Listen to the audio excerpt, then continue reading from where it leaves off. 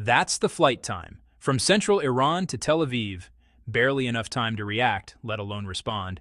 And that single constraint rewrites how modern war is fought in the Middle East. Today, for the first time in this conflict, Iran fired its most guarded missile system in real combat. Not a test, not a threat, a live strike under what it calls Operation Wave 54, and that decision signals a shift from pressure to proof. This isn't a contained clash.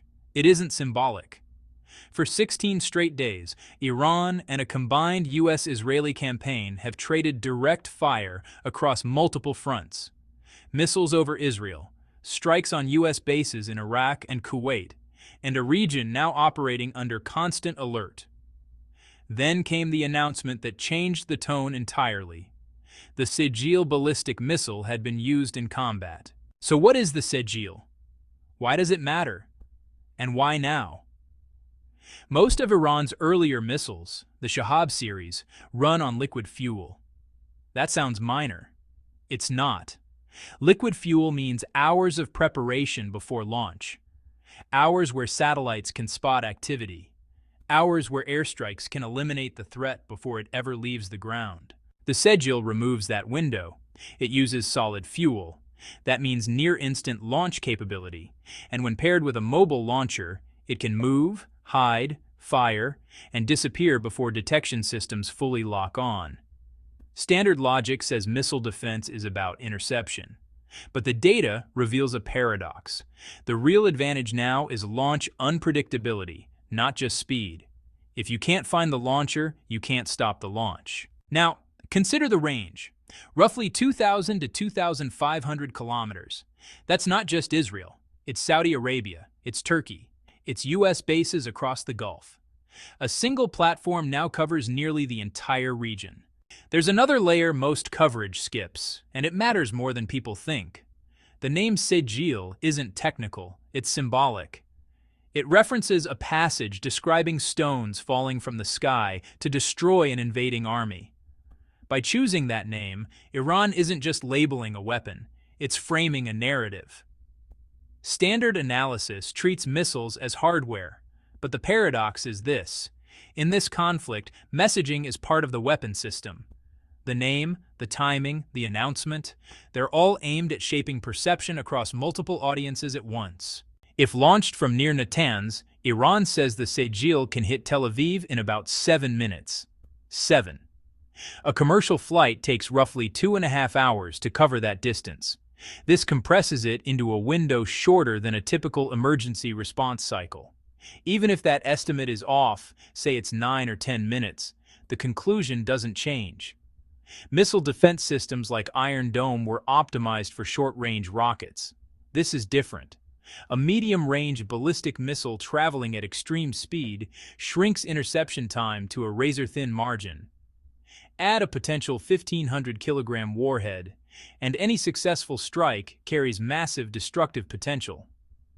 Standard logic says layered defense systems create safety through redundancy.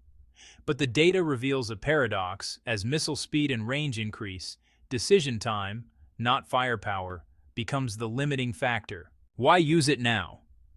Iran had other options. It used them. Drones, Shahab missiles, even hypersonic glide vehicles. The Sejjil was held back, until now. Operation Wave 54 suggests sequencing, not a one-off strike, but a campaign with escalation steps. Analysts see this as a message delivered on multiple channels at once.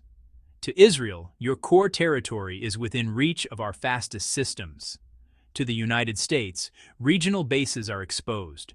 To everyone else, Iran's missile program has moved beyond earlier estimates. And one more detail changes everything. The launcher is mobile, no fixed silo, no permanent site. It can drive in, fire, and leave.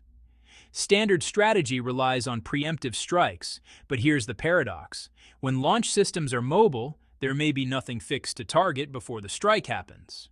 So what happens next? The conflict is already spreading. Hezbollah is active in the north. U.S. forces are now directly in the line of fire.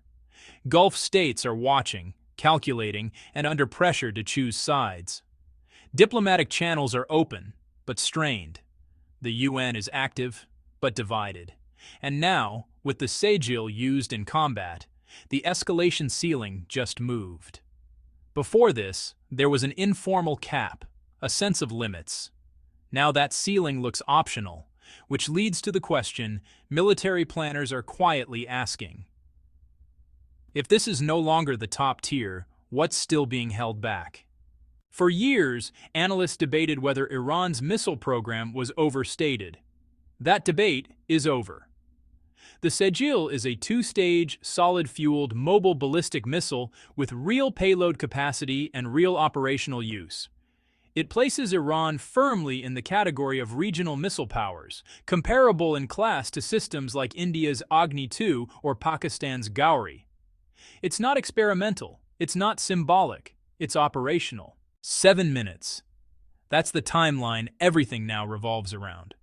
Because in modern conflict, it's no longer just about what you can launch. It's about how fast the other side has to think. And right now, that window is closing.